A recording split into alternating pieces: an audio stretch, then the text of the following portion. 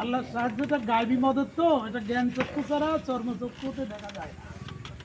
কোরআনে হাকিমের অন্যত্ব আছে, উত্তাল তরঙ্গের মাঝে আল্লাহ বুঝাতে চাচ্ছেন এই আন্দোলন, মারপিটি, জালিমের জুলুম, নির্যাতন, গুম, খুন, অত্যাচার, এর মানে মানুষ যখন হাহাকার করে তখন বলে আল্লাহ বাঁচাও, আল্লাহ বাঁচাও, আল্লাহ বাঁচাও। আল্লাহ বলেন নৌকাটা যখন তোটে বেড়ে কিনারে আসে তখন মানুষেরা বলে ভাগ্য ভালো শালকাতের নৌকা ছিল, ভাগ্য ভালো মাঝি খুব ভালো ছিল, এইগুলো মানুষ বলতে থাকে। আল্লাহ বলেন তারা বেমালুম আমার নিয়ামতকে ভুলে যায়। সেজন্য কোরআনে কারিমে সূরা নাসর আল্লাহ বলেন ইদা জাআ নাসরুল্লাহ, নবীগণ যখন বিজয় আসবে, এই যে লোকগুলি দিয়ে আপনারা ভয় পাচ্ছেন এগুলো দলে দলে আপনারা দলে ঢুকবে। ভাই বলেন না ডিসি এসপি সব যে দেশে বিচার ছিল না, বিচার দিত, বিচারের রায় হতো সরকারের নির্দেশ মোতাবেক পড়া হতো। এই যে আল্লাহ তাআলা আমাদের আল্লাহ সাহায্য করেছেন, কিসের জন্য সাহায্য করেছেন?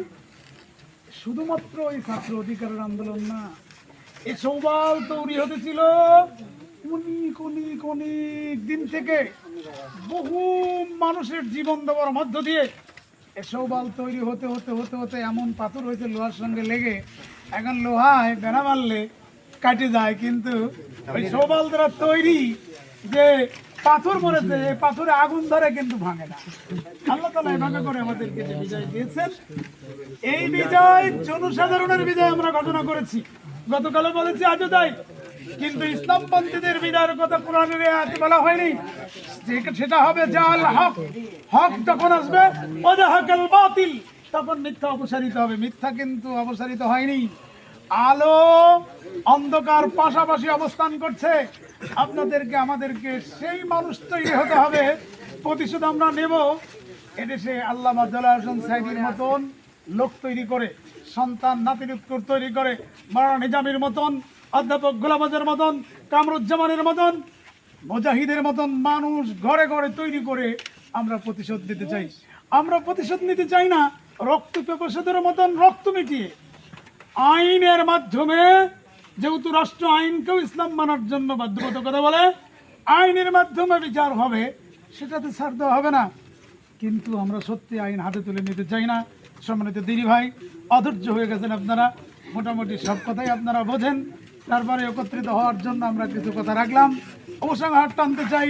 সে কথাই বলে সেই মানুষ তৈরি করেন, সেই জনমত গড়ে তোলেন, যাতে করে হক এখানে প্রতিষ্ঠিত হয় আর বাতিল অপসারিত হয়। তাহলেই আমাদের বিজয়। এ তো আপামর জনতার বিজয়। কেবলমাত্র শুধুমাত্র ইসলাম প্রিয়দের বিজয় হবে তখন, জাল হক যখন সত্য আসবে, ওয়াজাহাকাল বাতিল, বাতিল যখন একটা দূরীভূত হয়ে যাবে, ইন্নাল বাতিলা কানা যাহুকা, তখনই আমরা বলবো বাতিল অপসারিত হওয়ারই জিনিস। এখনো কিন্তু বাতিল আমাদের কাছে অবস্থান করছে। আল্লাহ তাআলা যেন আমাদেরকে সেই তৌফিক দান করেন যাতে হক প্রতিষ্ঠা করতে পারি এবং বাতিলকে চিরতরে মূলোৎপাটন করে বঙ্গোপসাগরে নিক্ষেপ করতে পারি। সেই তৌফিক কামনা করে এই কথা শেষ করছি।